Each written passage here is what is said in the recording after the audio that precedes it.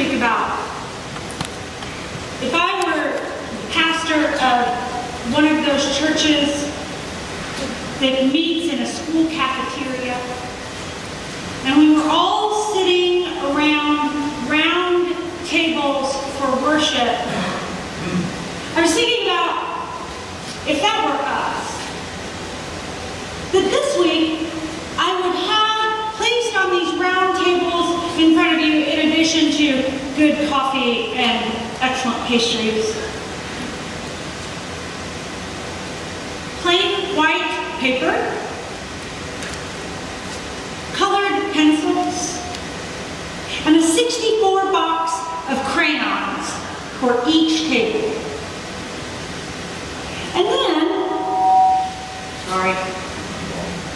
And then I would challenge you to answer the question with a drawing, perhaps, of the kingdom of heaven is like.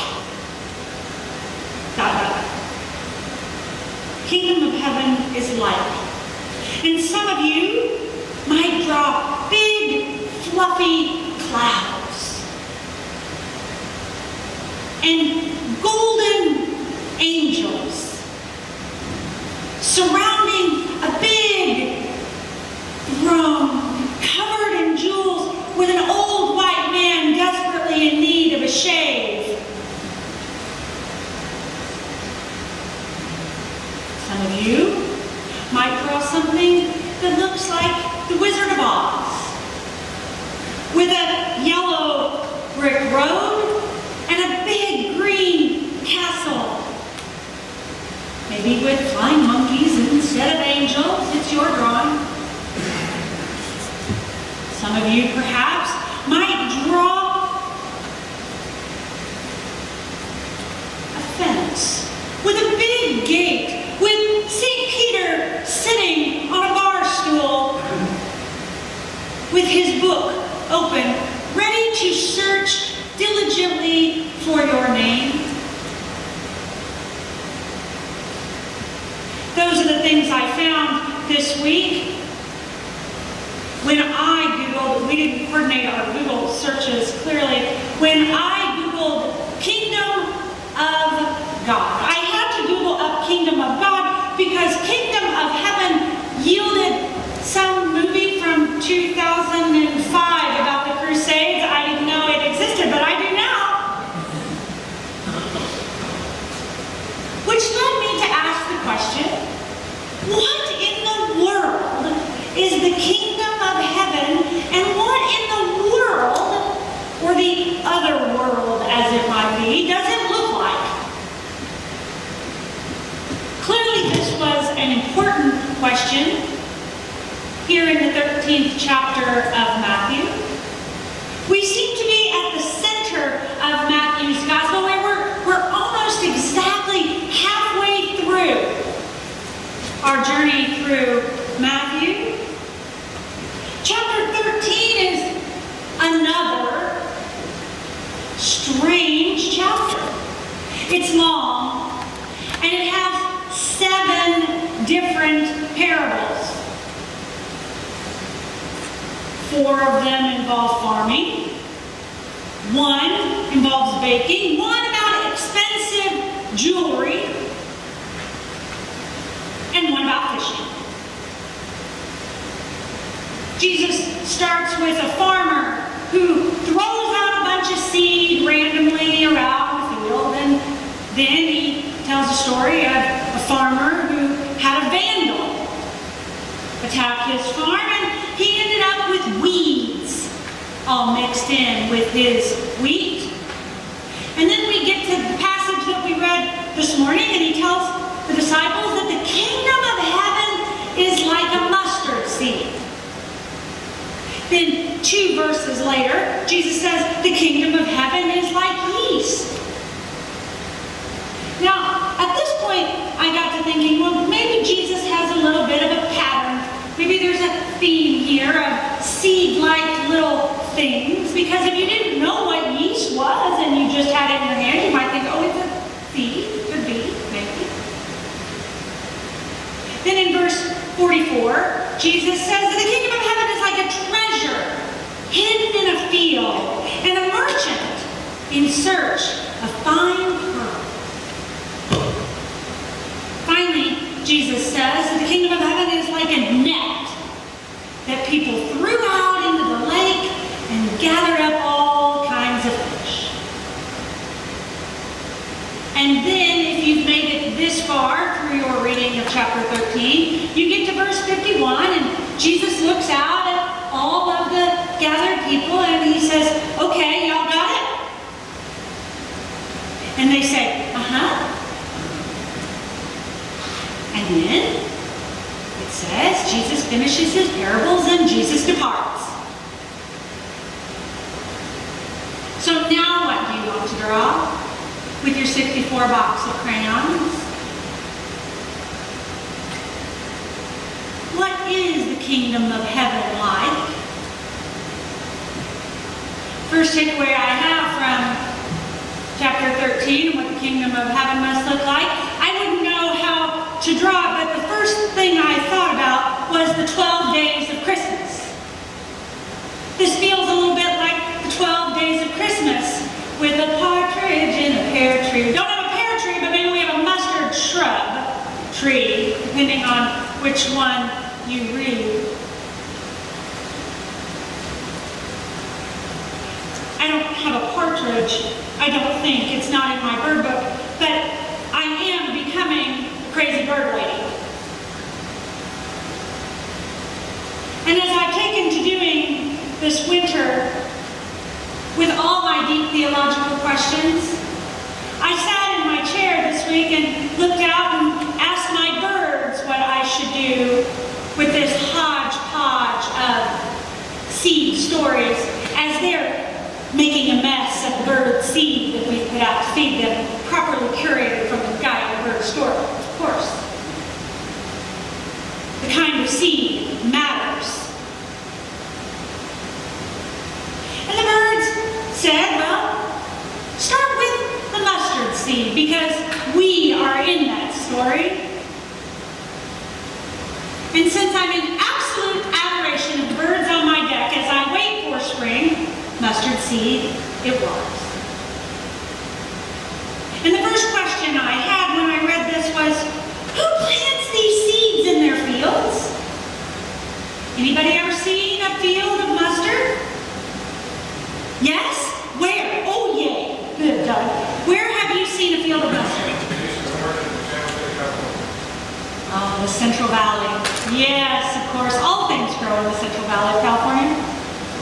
I've never seen a field of mustard, and I'm fascinated by this, partly because when you search up mustard trees on Google, they decide to fight with you about what you're looking for, about whether you're actually looking for these bushes of which people like French's make this yellow condiment for me to put on my bratwurst. Because seriously, you cannot put ketchup on a bratwurst. Don't tell me if you do, I won't like you. But there must be. I knew there had to be mustard fields. But for the most part, when you think, especially in this part of the world, about what gets planted, you think to the first story about the man who plants wheat. Lots of us know wheat farmers, and we've driven the 4,000 miles through the endless wheat fields of western Kansas thinking we shall never, well, that's another story. But there's all this controversy about these seeds. You know, this mustard seed parable gets a whole lot of play for only being 2 little verses.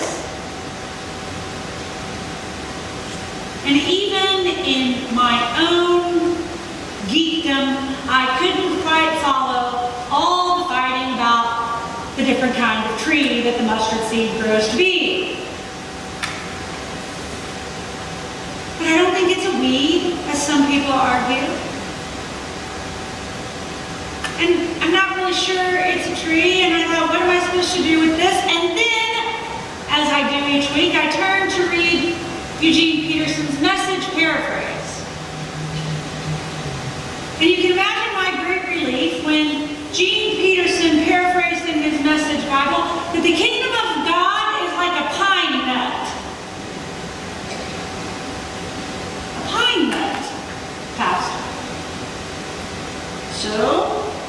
were here yesterday or last Sunday, you know of my new fascination and consternation with Alexa.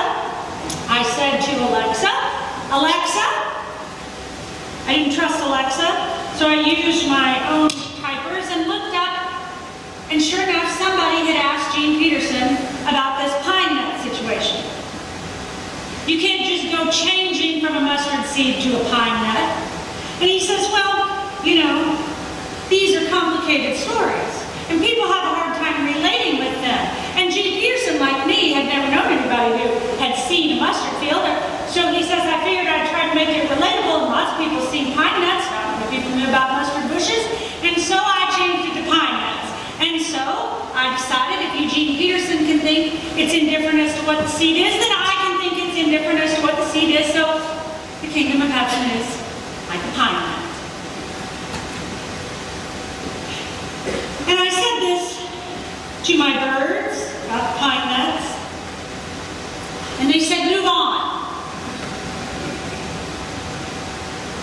Move on. Because nobody cares what kind of seed it is. People get so caught up about the seed and what it grows to be that they miss that we are sitting in the tree in front of you. You're so caught up in the details, you've missed the birds for the trees. Move on, we said.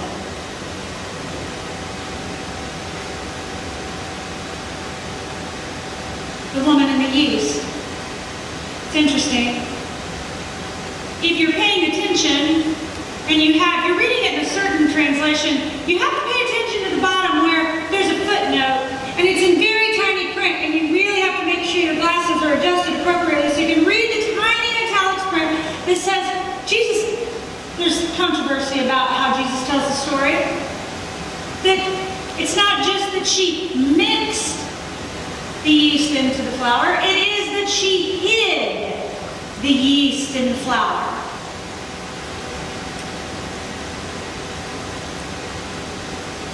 A bushel of flour.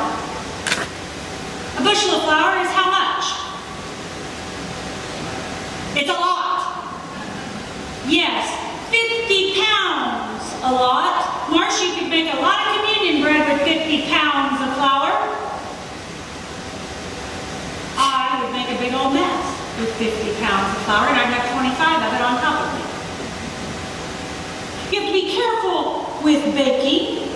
It's like making sure you curate the right bird seed, you know, to make sure you get cardinals so that those silly starlings don't mess up your bird seed feeder, and you have to make sure. And yeast is sort of the same. When you're baking, you know, you can't just be all willy-nilly about how much salt you add or how much of this you add. You have to make sure you scrape off the top. You can't have these mounds of flour when you bake. And you can't knead too much. Not like knead too much, but you can't knead too much because you make the dough tough. And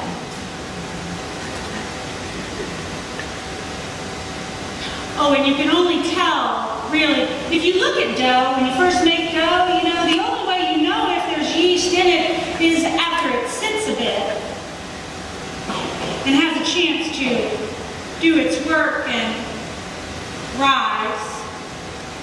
Requires a little bit of heat, usually. You don't want to put it in the coldest spot. You usually want to set it somewhere nice and warm. Well, maybe there is a theme here that Jesus has. Seed has to sit, the yeast has to sit. But what does this have to do with the kingdom of heaven? What does this do to telling us about why this kingdom of heaven thing is so important that Jesus has to tell us 7 different stories in one chapter?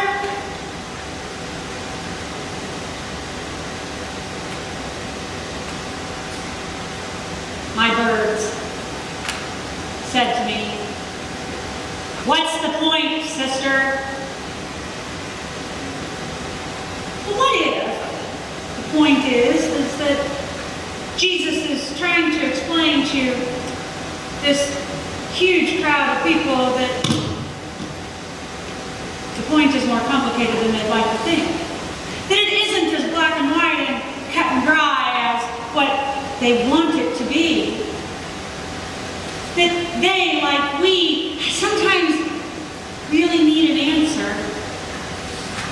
And they were thinking of this futuristic, otherworldliness, and Jesus was trying to get them to understand that the presence and the work of God is right in front of them and right around them all the time. In seeds, birds, bread, and fish. That we're trying to make this to be a power grab and a kingdom play, and Jesus keeps pointing to ordinary things. Sometimes a seed is just a seed. And somebody has to grow a field of mustard, because what else am I going to put on my bratwurst? Mustard isn't beautiful or strong or majestic or fancy, and maybe it's unruly and messy. Unruly and messy. My birds, they come to the feeder that sits hanging high off the second story. The deck, it hangs off the deck. One of those hook feeder things, you know.